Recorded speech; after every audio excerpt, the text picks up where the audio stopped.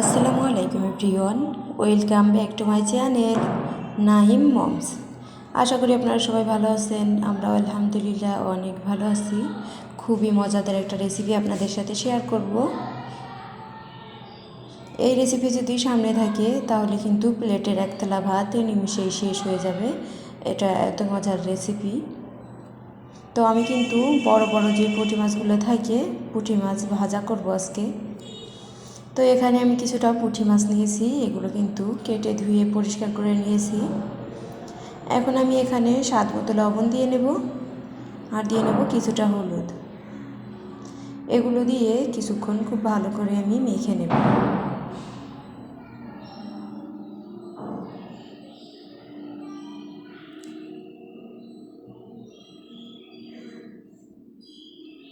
এগুলো কিন্তু আমি মাখিয়ে নিয়েছি। এগুলো ভাজার জন্য আমি চুলায় একটা ফ্রাই প্যান বসিয়ে দিয়েছি। ফ্রাই প্যানটা গরম হয়ে গিয়েছে। এখন কিন্তু আমি এখানে তেল দিয়ে নেব।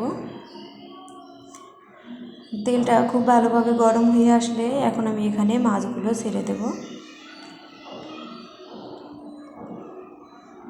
তো এরকম করে আমি সবগুলো মাছই কিন্তু দিয়ে নেব।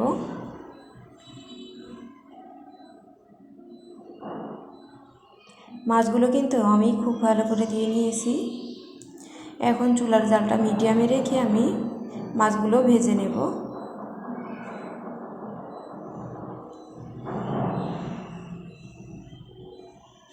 এ পর্যায়ে কিন্তু চুলার জালটা মিডিয়াম রেখে ভাজতে হবে আর মাছগুলো একটু সময় নিয়ে ভাজতে হবে, যাতে করে একদমই মচমচে হয়ে যায়। তো এদিকে কিন্তু আমি এখন মাছটা উল্টে নেব। এক পিঠ হয়ে গিয়েছে, তো এই কারণে আমি মাছগুলো উল্টে নিচ্ছি।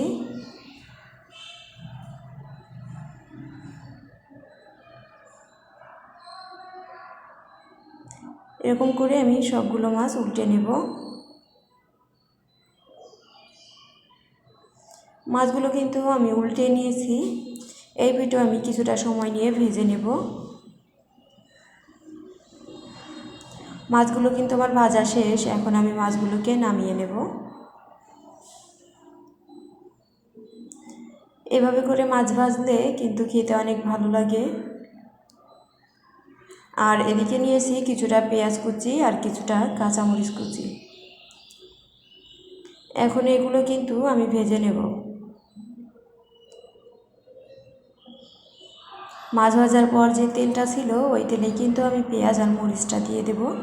এখানে অনেক বেশি কিন্তু তেলটা আমি দেব না।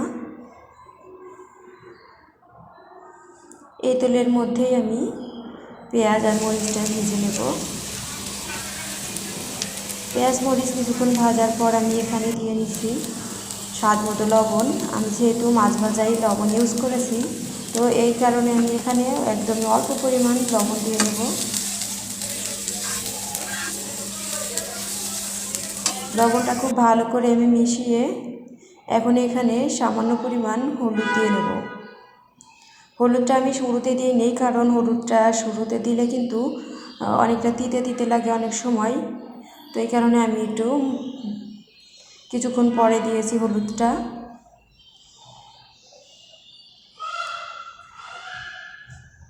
তো এখন আমি এগুলো কিছুক্ষণ ভেজে নেব। এটা কিন্তু আমি বাদামি কালার করে ভাজবো না, তাহলে খেতে ভালো লাগবে না। এখন আমি মাছগুলো দিয়ে নিলাম পেঁয়াজ মরিচের সাথে। খুব ভালো করে আমি নেড়ে চেড়ে মিশিয়ে নেব। তো মাছগুলো কিন্তু এ পর্যায়ে একটু ঝাল ঝাল লাগে, খেতে অনেকটা ভালো লাগে। এখন আমি নামিয়ে নেব। এভাবে মাছ ভাজলে কিন্তু খেতে ভীষণ ভালো লাগে। আপনারা একবার হলেও ট্রাই করবেন। মাছটা কিন্তু একদম মুচমুচে করে ভেজে নিয়েছি আমি। তো এতক্ষণ পর্যন্ত সবাই আমার সাথে থাকার জন্য সবাইকে অনেক অনেক ধন্যবাদ। সবাই ভালো থাকবেন, সুস্থ থাকবেন। আল্লাহ হাফেজ। দেখা হবে পরবর্তী কোনো ভিডিওতে।